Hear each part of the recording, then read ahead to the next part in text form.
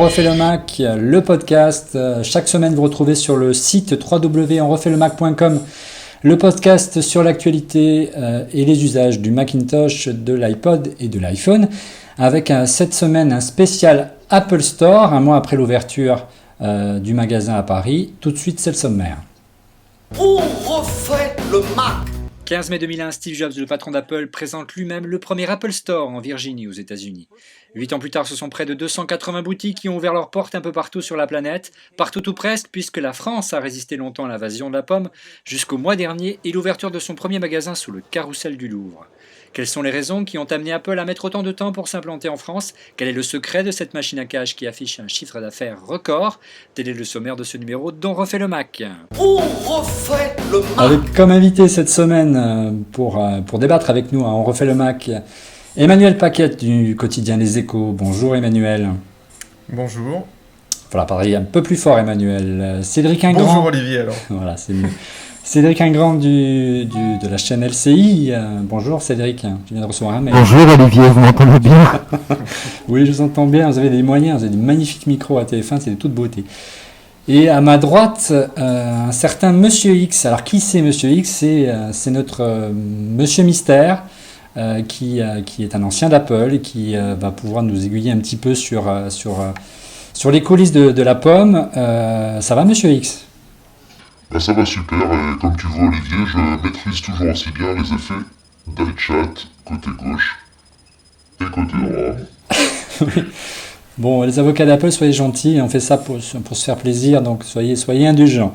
Donc il n'y a pas d'argent à prendre chez toi. Hein, non, a priori, nous on va parler l'écran plat derrière, mais c'est tout. Il doit être encore... Ça, c'est déjà saisi en fait. D'accord. Le sujet du jour, c'est l'Apple Store qui a enfin ouvert ses portes en France après 8 ans d'absence. Je me tourne tout de suite vers Monsieur X, j'allais dire son nom, c'est l'horreur.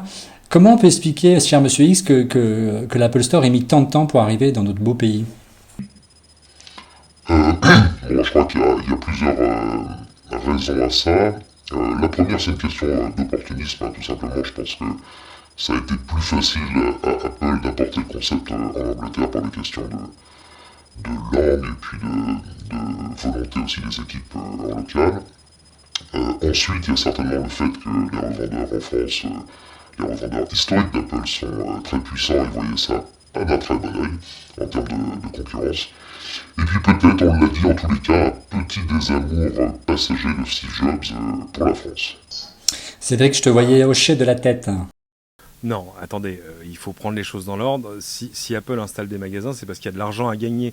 Moi, je veux bien que le fait qu'il y ait 24 Apple Store en Angleterre soit l'effet de l'absence de barrière de la langue, de tout ça, etc. Mais je vous rappelle qu'il y en a 4 en Suisse. Or, là, la barrière de la langue, le Schweizerdeutsch, c'est quand même pas très très simple. Le désamour de Steve Jobs pour la France, vous avez vu ça où? Monsieur X? Je dirais... Il va falloir sortir les vieux dossiers, Monsieur X. Il va falloir étayer vos propos. Non, mais c'est sûr que la France a toujours été très exigeante par la voix de ses consommateurs vis-à-vis des activités d'Apple en France. On se rappelle que Apple a été mis sur le devant de la scène, ne serait-ce que par son procès avec le Conseil de la concurrence sur son potentiel abus de position dominante avec iTunes et un certain nombre de choses. Donc peut-être que Apple, en tous les cas Steve Jobs, ne considérait pas que c'était une terre d'accueil qui soit le plus propice, au moins momentanément.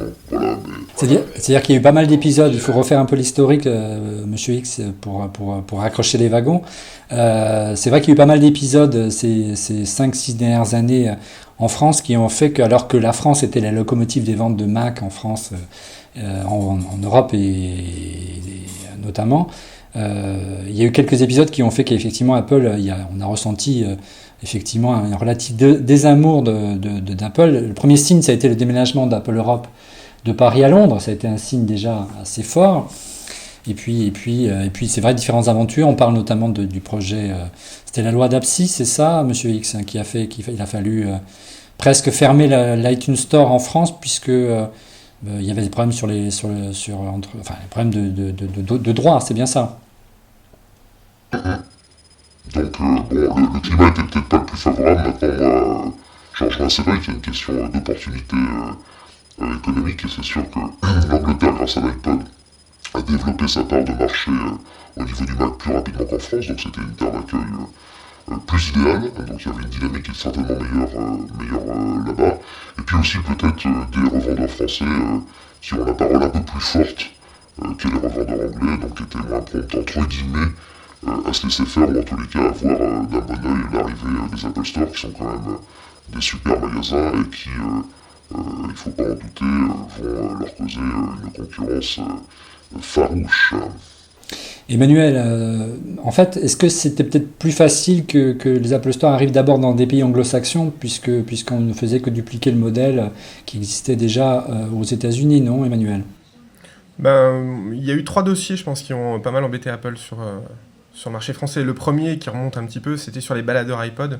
Je sais pas si vous vous souvenez, mais le bruit que faisaient les baladeurs iPod dans les casques était trop élevé par rapport aux normes françaises. Donc Apple avait dû revoir sa politique pour un seul marché, c'est le marché français, ce qui n'est pas forcément bon signe pour Apple. Ils n'aiment pas se personnaliser pour un pays ou une contrée en particulier. Le deuxième problème, ça a été UFC Que Choisir, qui a lancé une attaque contre Apple pour la vente liée entre iTunes et les baladeurs, et également Sony pour ses baladeurs et sa plateforme. Ça, c'était aussi une initiative franco-française. Il n'y a quasiment pas eu d'équivalent dans d'autres pays à ma connaissance. Et puis le troisième point, c'est une attaque qui est assez récurrente des concurrents d'Apple sur le marché français, comme la Fnac et Virgin, qui font un lobby assez puissant et qui continuent actuellement au sein de la commission Zelnick sur la TVA, puisque Apple paye la TVA au Luxembourg et a donc une TVA très faible sur la musique en ligne. Et donc ils peuvent dégager un tout petit peu plus de marge sur la vente de musique que la Fnac ou Virgin, qui eux sont imposés à 19,6. Et on sait qu'aujourd'hui, le ministre de la Culture et Nathalie Kosciusko-Morizet essayent de voir s'ils ne peuvent pas, au niveau européen, faire en sorte que la TVA soit appliquée de la même manière pour tous les acteurs. Donc il y a eu quand même 3 points de friction assez forts pour Apple dans un seul pays. En gros, je pense que les Français sont des bons emmerdeurs pour Apple. Monsieur X, est-ce que vous avez senti ça du temps où vous étiez encore chez Apple? Emmerdeur, je pense pas que ça soit considéré comme ça. Je pense vraiment qu'il y a une question d'opportunité économique et de fluidité. Aujourd'hui, à chaque fois qu'Apple ouvre un magasin, les ventes augmentent mécaniquement. Donc ça fait du bien à Apple, ça fait du bien aussi au marché Apple, parce que globalement le marché augmente. Il y a beaucoup de pays en Europe. Autant commencer là où c'est le plus facile, mais je pense pas que les Français soient vus comme des emmerdeurs en tant que tels. Ils sont peut-être vus comme des gens moins aptes au changement, en tous les cas, depuis l'autre côté de l'Atlantique. Cédric, toi qui es toujours entre deux avions et qui me fait rêver par tes voyages outre-Atlantique notamment, tu avais perçu justement cette petite différence, ce décalage qu'il pouvait y avoir entre la France et les États-Unis? Je pense vraiment pas que le dans retard, la Silicon Valley notamment. à la base du problème, je pense pas que le retard pris dans l'ouverture d'Apple Store en France soit lié à un désamour. D'abord parce que l'ouverture d'un Apple Store, c'est quelque chose qui se fait sur un cycle long. Il n'y a pas de truc conjoncturel sur UFC Que Choisir nous a attaqué, alors finalement on va pas l'ouvrir. Non, il faut trouver des surfaces commerciales, il faut embaucher du monde, ça s'est pas fait du jour au lendemain, d'autant qu'il y a quand même eu plusieurs projets avant. Souvenez-vous du projet de la Fnac d'ouvrir une surface dédiée, le truc qui a totalement capoté le jour où évidemment quelqu'un a montré le projet à Steve Jobs et qu'il a dit non mais je suis désolé, ça me va pas. Avant même la Fnac digitale, c'est ça? Voilà, la fameuse Fnac digitale qui a eu, je crois, un étage quasiment bloqué pendant presque un an, 6 mois ou un an, quelques mois, et qui devait accueillir quelque chose qui aurait ressemblé à un Apple Store.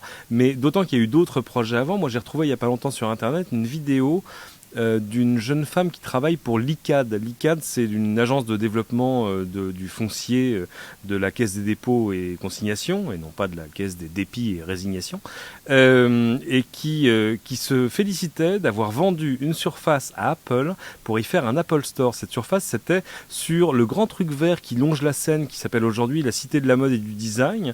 Et dans l'interview, j'essaierai de vous donner le lien parce que c'est truculent à regarder, la fille dit oui, nous allons avoir plein de magasins. D'ailleurs, nous avons signé avec Apple, il y aura un Apple Store. Alors, c'est probablement vrai, je ne pense pas qu'elle mente, mais je pense qu'au moment... en Russie, c'est ça? Je pense qu'au moment où ces mots sortent de sa bouche, elle a dû perdre son job, et 2, évidemment, le projet a capoté du jour au lendemain, quoi.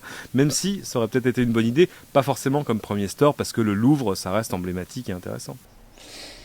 N'empêche, l'idée aujourd'hui que tout le monde trouve géniale d'ouvrir des magasins un peu partout dans le monde, d'ouvrir des magasins de marque comme l'Apple Store, le concept, il n'a pas toujours été évident et il y a eu beaucoup de scepticisme, je crois, au début, Monsieur X, au lancement de l'idée par Steve Jobs en 2001.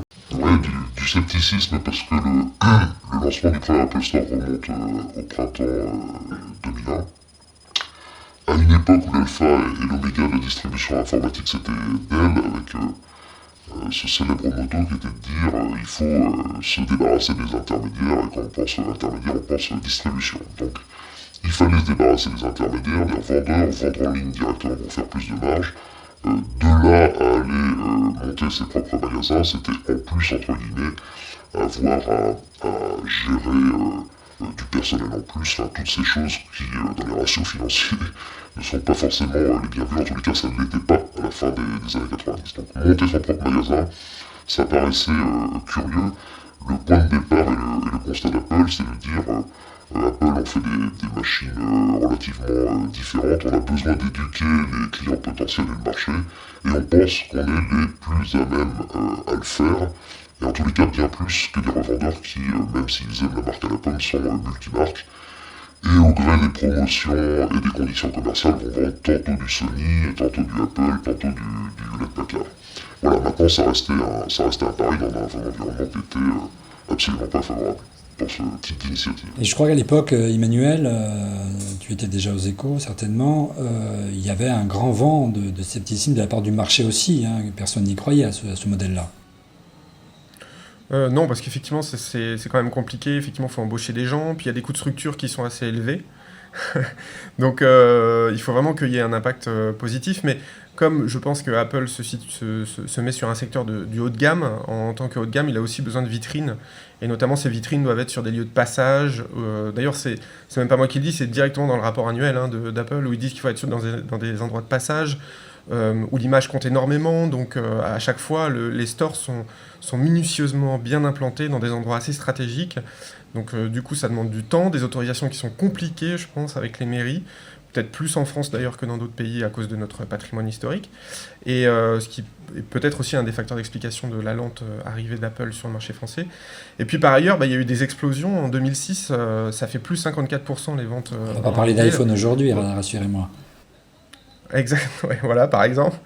Et alors que sur la dernière année, entre 2008 et 2009, alors que pas mal de stores se sont ouvertes, la croissance dans les stores a été que de 4%. Alors c'est vrai qu'il y a un effet crise, mais comme tu le disais tout à l'heure, on arrive à 273 stores ouverts dans le monde, en gros, hein, dont 217 aux US et 56 à l'extérieur des États-Unis.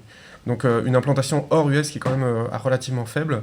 Le chiffre d'affaires d'Apple, il n'est pas du même ordre de grandeur à l'international par rapport aux États-Unis. Ça veut dire quoi, messieurs? Ça veut dire qu'à terme, si on suit le modèle, si Apple duplique le modèle qu'il avait aux États-Unis, tiens, je vais voir passer Madame Paquette, bonjour Paquette. Oui, c'est le podcast qu'on fait à la maison, c'est bien comme ça. Oui, je disais, si on duplique le modèle d'Apple qui a été donc, je vais y arriver, instauré aux États-Unis, en France, il devrait y avoir beaucoup plus d'Apple Store aux quatre coins du territoire. Moi, j'ai un chiffre, si vous voulez. Bah, c'est celui que nous a donné Pascal Cagny. Il n'a pas voulu évidemment nous dire il y aura 23 stores. Non, il a dit écoutez, c'est très 24. simple. Bah ouais, 24, exactement, absolument. Pourquoi 24 Parce que c'est le nombre de stores qu'il y a en Angleterre, enfin en Grande-Bretagne au sens large, et qui dit regardez, faut prendre les comparables. Regarde, la Grande-Bretagne est proche, il y a à peu près autant d'habitants qu'en France, il y a à peu près autant de grands centres urbains, la part de marché pour Apple est à peu près la même. Bah aujourd'hui, en Grande-Bretagne, il y a 24 stores et je pense que c'est ce vers quoi on va s'acheminer. Pour l'instant, on est à 2, il en reste encore 22. Allez, on sait où tout sera le troisième. Il en reste encore 21 à ouvrir. Ça fait quand même pas mal de surfaces commerciales à ouvrir un peu partout. Oui, ça semble assez logique. Mister X, tu es d'accord avec l'analyse de Cédric? Tu penses qu'effectivement, ils vont quadriller le territoire? Ouais, alors bien malin qui pourra donner le chiffre, mais là où je rejoins Cédric, c'est qu'évidemment, ce ne sont que les 3 premiers d'une série qui permet d'être plus longue. Après, qui est la deuxième question, on peut s'amuser à utiliser un outil sur Internet qui est un outil public qui est donné par Google et qui s'appelle Google Insights for Search. Alors ce petit outil magique de Google, il permet de faire une chose très simple. on rentre des mots-clés comme par exemple je veux acheter un iPod ou acheter un Mac, et ça vient afficher sur la carte de France d'où sont issues ces requêtes, où habitent les internautes qui font ces requêtes et qui cherchent à acheter des iPods ou des Macs, et qui sont donc intéressés par la marque Apple et intéressés à acheter un produit de la marque Apple. Et si on fait ce petit exercice avec Google Inside Search, on s'aperçoit d'une chose très nette, il y a deux régions où apparemment les futurs acheteurs de matériel Apple sont très très concentrés. C'est la région parisienne, qui doit être un effet de population plus grande que dans notre région, et puis dans tout l'arc qui va quasiment de Narbonne à Nice, donc tout l'arc sud sur la Méditerranée, où là la population est moins dense mais pas moins intéressée par le Mac. Donc après Montpellier, qui pouvait paraître quelque chose d'un peu atypique, on se dit très certainement que c'est le premier d'un bel arc de cercle qui irait des Pyrénées à l'Italie. Ouais, en clair, dans toutes les grandes métropoles régionales, il y aura des Apple Store, quoi. Mais quelque part, est-ce que ça va pas poser un vrai problème avec les revendeurs historiques qui ont soutenu la marque depuis le début, contre vents et marées, qui ont investi dans cette marque, qui l'ont défendue, et qui aujourd'hui se retrouvent avec un Apple Store en face de leur magasin. Emmanuel, il n'y a pas un risque que les concessionnaires, qu'il y ait une fronde des concessionnaires historiques d'Apple demain pour justement lutter contre l'arrivée des Apple Store dans leur ville, en région? On en avait un petit peu parlé, hein, donc j'ai appelé un des gros revendeurs français. Le patron m'a dit que j'étais très mal inspiré, que j'avais vraiment l'esprit mal placé, qu'il détestait ce genre de procédure, et il m'a raccraché au nez. Donc il m'a dit, il n'y a aucun souci avec Apple, tout se passe très bien, ce ne sont pas des façons de faire, monsieur. Donc officiellement non, tout a l'air de bien se passer. En revanche, c'est vrai que les revendeurs historiques d'Apple n'ont pas tous les produits d'Apple, notamment l'iPhone n'est pas présent, alors que c'est aujourd'hui les grosses ventes d'Apple se font sur l'iPhone, hein, en grande partie. L'iPod, sur la dernière année, en volume, ça a fait moins 1%. Donc je ne sais pas si on est à la fin de vie de l'iPod, mais en tout cas la valeur même de l'iPod moyenne, elle est à $149, ça fait 100 euros pardon, en moyenne pour l'achat d'un iPod. Le prix moyen s'est écroulé. Donc on voit bien qu'on est en train d'arriver un peu à un plateau au niveau de l'iPod. L'iPhone est là pour prendre le relais, mais les vendeurs historiques n'y ont pas droit, donc c'est quand même assez dommage pour eux, hein. Cédric. Ouais.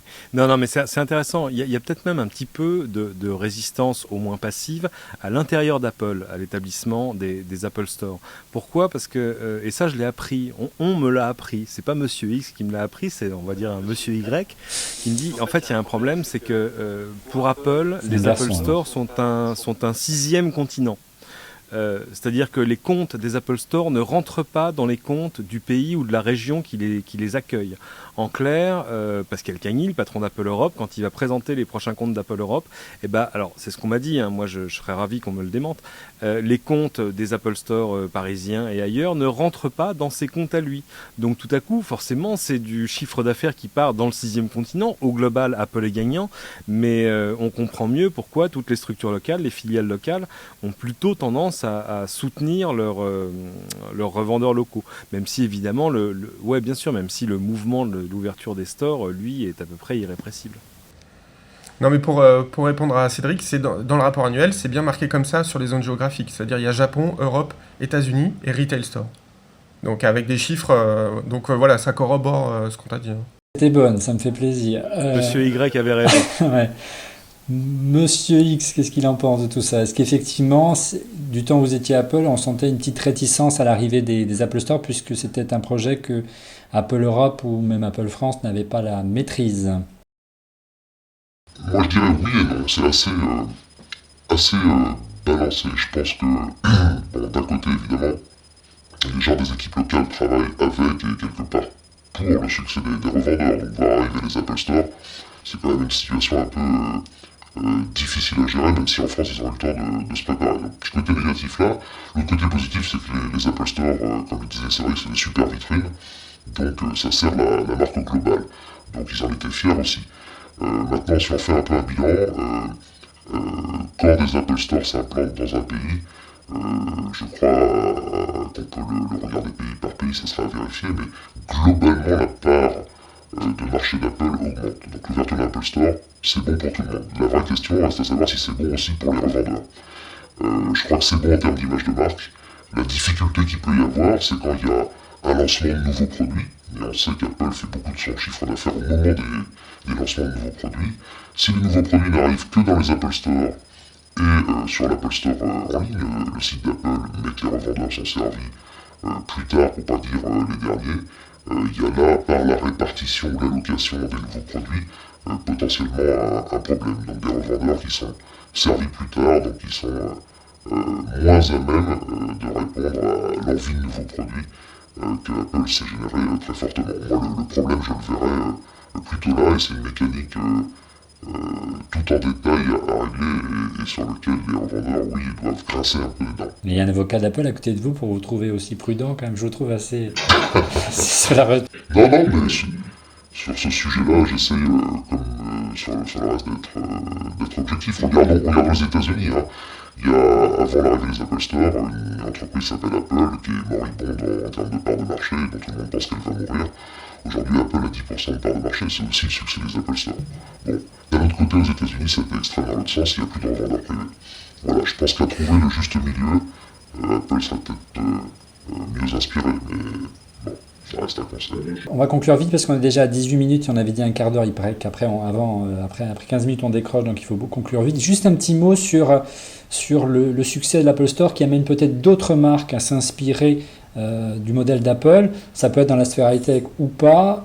Cédric, moi je pensais notamment à Disney, j'avais lu un papier il n'y a pas très longtemps dans les Échos à ce sujet. On sait que Steve Jobs était l'un des premiers actionnaires privés de Disney et qu'il serait l'instigateur de duplication de ce modèle pour les Disney Store. Ça vous dit quelque chose ? Tout ce que je sais, c'est que le Disney Store de San Francisco sur Union Square, il a fermé. Donc, c'est peut-être pas une stratégie gagnant-gagnant pour l'instant. En même temps, d'ailleurs, que le Megastore qui se trouvait juste devant l'Apple Store. L'Apple Store de San Francisco, je vous rassure, est encore debout. Mais oui, c'est logique pour des marques qui ont un univers comme Disney, comme Apple. Et on verra si d'autres les rejoignent. Monsieur X, le mot de la fin, tu as entendu parler ? Moi, je sais pas, j'évite d'emmener mes enfants chez Disney, j'y laisse ma chemise à chaque fois, donc pas de commentaires. Mais bon, j'ai lu la même info. Steve Jobs aura été sollicité pour conseiller, en tous les cas, Disney, dont il est un des actionnaires éminents, pour refaire ses magasins qu'on a sans doute besoin. Manuel, le mot de la fin. Non, mais effectivement, il y a eu, chez Disney, il y a eu des soucis sur les stores. Ils en ont fermé certains au niveau, un peu partout dans le monde. Bon, nous, on en a un sur les champs. Mais en gros, Disney a aussi beaucoup souffert du fait que les produits vendus dans ces boutiques étaient faits par des enfants en Asie. Et donc maintenant, ils ont mis un contrôle qualité pour essayer de voir comment était fabriqué ça. Ils ont essayé de beaucoup communiquer là-dessus. C'est vrai que ça, pendant un moment, ça a affecté les ventes de Disney dans les boutiques. Donc ils ont aussi un problème d'image à gérer qui va au-delà de ce que peut connaître Apple aujourd'hui, si ce n'est en termes de produits verts, puisque c'est le sommet de Copenhague. Oui, c'est l'actualité. On va suivre ça avec intérêt, et puis on aura l'occasion de revenir régulièrement dans On refait le Mac sur la saga des Apple Store, puisque il y aura certainement d'autres magasins qui vont ouvrir en France. En tout cas, merci messieurs d'avoir participé à cette première sur le blog onrefaitlemacom. Ça fait un fait plaisir, ça me fait d'autant plus plaisir que c'était pas forcément facile techniquement de le faire. Voilà, c'était la première, la seconde sera plus facile. Messieurs, à la semaine prochaine pour On refait le Mac. Bonne soirée à tous. C'est lui qui revient du Japon, hein, mais bon, je dis ça. Bonsoir.